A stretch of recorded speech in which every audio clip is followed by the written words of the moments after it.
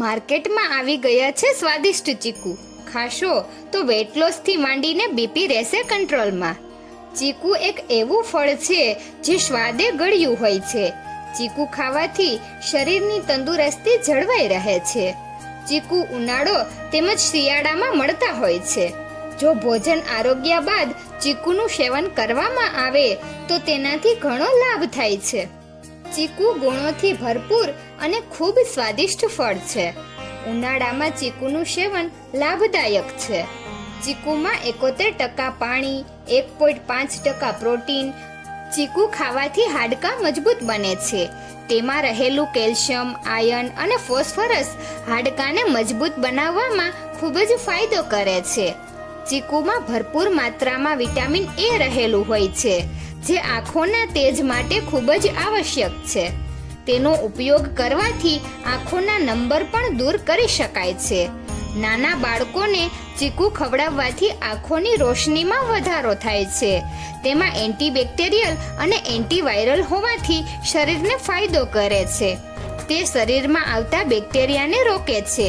તેમાં રહેલું vitamin C શરીરમાં રહેલા બેક્ટેરિયાનો નાશ કરે છે. તેમાં રહેલું એન્ટીબેક્ટેરિયલ અને ફાઇબર કેન્સરને થતું અટકાવે છે. આંખો માટે ફાયદારૂપ. ચીકુમાં વિટામિન એ પૂરતા પ્રમાણમાં હોવાથી આંખોની દૃષ્ટિ વધુ લાંબા સમય સુધી ટકી રહે છે. સાથે જો આંખોમાં પીડા થતી હોય અથવા તો દેખાવામાં તકલીફ થતી હોય તો ચીકુ રોજ ખાવા જોઈએ. પેટની સમસ્યામાં ફાયદારૂપ. ચીકુમાં ફાઇબરનું પ્રમાણ વધુ હોવાથી કબજિયાત અથવા અપચા જેવી તકલીફોમાંથી રાહત આપે છે. ચીકુ રોજ ખાવાથી પાચન તંત્ર મજબૂત બને છે. ચીકુમાં મીઠું નાખીને ખાવાથી કબજિયાત તો દૂર થાય જ છે, પણ સાથોસાથ જાડાપણું પણ ઓછું થાય છે. શરીરને એનર્જી મળશે. ચીકુના સેવનથી ગ્લુકોઝની માત્રા સરભર થવાથી શરીરને શક્તિ મળે છે. આખો દિવસ કામકાજ કરીને થાકતા લોકોએ ચીકુનું સેવન કરવું જોઈએ.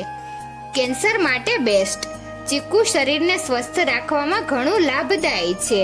ચીકુ કેન્સર જેવા જીવલેણ રોગમાં શરીરની રક્ષા કરે છે. જો કોઈ પણ વ્યક્તિને કોલર કેન્સર, ઓરલ કેવિટી તેમજ ફેફસાનું કેન્સર હોય તો તેને રોજ ચીકુ ખાવા જોઈએ. એન્ટી ઇન્ફ્લામેટરી તત્વો. ચીકુને એન્ટી ઇન્ફ્લેમેટરી એજન્ટ માનવામાં આવે છે અને તેનાથી કબજિયાત, ઝાડા તેમજ આંખ સંબંધિત એનિમિયા જેવા રોગો સામે રક્ષણ મળે છે. આ સિવાય તે આંતરડાની શક્તિ વધારી હૃદયને લગતી બીમારીઓ થતી અટકાવે છે. જો તમે સ્વસ્થ રહેવા માંગતા હોય તો નિયમિત ચીકુનું સેવન કરવું જોઈએ. તો મિત્રો, તમને આ વિડીયો કેવો લાગ્યો જરૂરથી કમેન્ટ કરજો. જો સારો લાગ્યો હોય તો વિડીયોને લાઈક અને શેર કરજો અને અમારી ચેનલને જરૂરથી સબસ્ક્રાઈબ કરજો. વિડીયો અંત સુધી જોવા બદલ ખૂબ ખૂબ આભાર.